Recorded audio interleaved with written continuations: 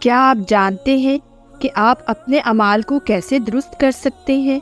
اور کیا آپ یہ بھی جانتے ہیں کہ یہ عارضی دنیا محض ایک ٹوکا ہے؟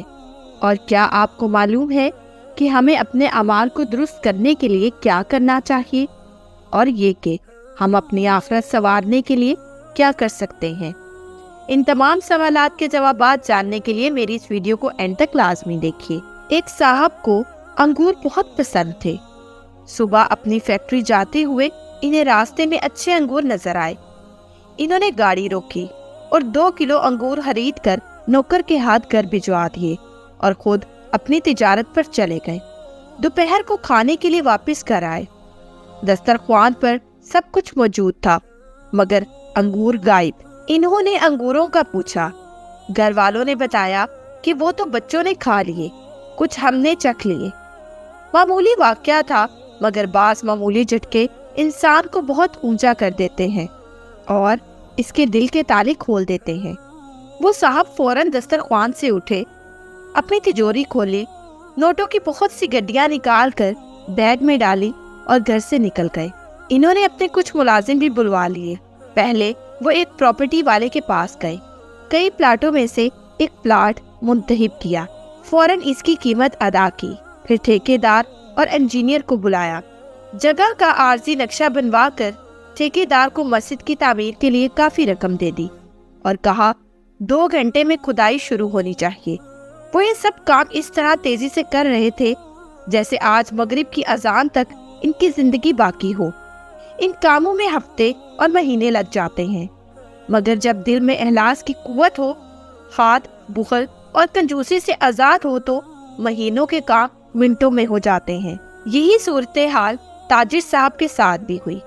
اخلاص اور شوق کی طاقت نے چند گھنٹوں میں سارے کام کرا دیے۔ بہترین موقع کا پلاٹ بھی مل گیا، اچھا انجینئر اور اچھا ٹھیکیدار بھی ہاتھ آ گیا اور مغرب کی اذان سے پہلے کھدائی اور تعمیر کا کام بھی شروع ہو گیا۔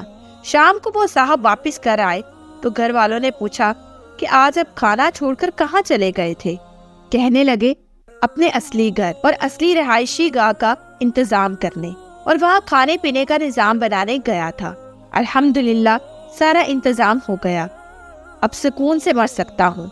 آپ لوگوں نے تو میری زندگی میں ہی انگور کے 4 دانے میرے لیے چھوڑنا گوارا نہ کیے اور میں اپنا سب کچھ آپ لوگوں کے لیے چھوڑ کر جا رہا تھا۔ میرے مرنے کے بعد آپ نے مجھے کیا بیچنا تھا؟ اس لیے اب میں نے خود ہی اپنے مال کا ایک بڑا حصہ اپنے لیے آگے بیچ دیا ہے۔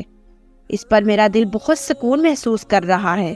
اس واقعے میں ہمارے لیے بہت اہم سبق ہے۔ انسان دنیا کی گہما گہمی میں ایسے مصروف ہے کہ جیسے اس نے کبھی یہ دنیا چھوڑ کر جانا ہی نہیں، اور جب کوئی دوسرا انسان فوت ہوتا ہے تو افسوس ضرور ہوتا ہے، لیکن پھر بھی ہم وقتی طور پر تو سوچتے ہیں کہ ہر انسان کو موت کا مزہ چکھنا ہے، لیکن پھر ہم اس رنگین دنیا میں کہیں گم ہو جاتے ہیں اور اس کی چند روشنی میں ہمیں اپنی طرف کھینچتی ہے، اور ہم ہر وقت صرف ان باتوں میں مشغول ہیں کہ ہم نے پیسہ کیسے کمانا ہے اور کہاں خرچ کرنا ہے اور کیسے اسے جمع کرنا ہے، اور کیسے ہم نے ایک دوسرے سے بڑھ چڑھ کر دکھاوا کرنا ہے، اور اپنی اولاد کو کیسے عیش و عشرت کی زندگی دینی ہے، چاہے وہ کسی کا حق چھین کے ہی کیوں نہ دی جائے۔ لیکن کیا کبھی آپ نے سوچا ہے کہ وہ اولاد آپ کے کام آئے گی بھی یا نہیں، یا پھر ان کی دینی تربیت کے لحاظ سے آپ نے کیا کیا؟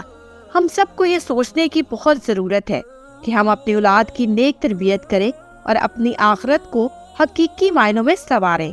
اللہ ہم سب کو صالح عمل کی توفیق عطا فرمائے، آمین۔ مجھے امید ہے کہ ناظرین کے لیے آج کی ویڈیو بہت ہی انفارمیٹیو رہی ہوگی، اور اگر آپ چاہتے ہیں کہ ہم ایسے ہی آپ کے ساتھ اہم موضوع شیئر کرتے رہیں تو ہمارے چینل کو لائک، شیئر اور سبسکرائب کرنا مت بھولیے گا، اور بیل آئیکن کا بٹن ضرور پریس کیجیے گا تاکہ ہر نئی ویڈیو کا نوٹیفیکیشن آپ کو آپ کی اسکرین پر ملے۔ اب میں آپ سے اجازت چاہتی ہوں، شکریہ، اللہ حافظ۔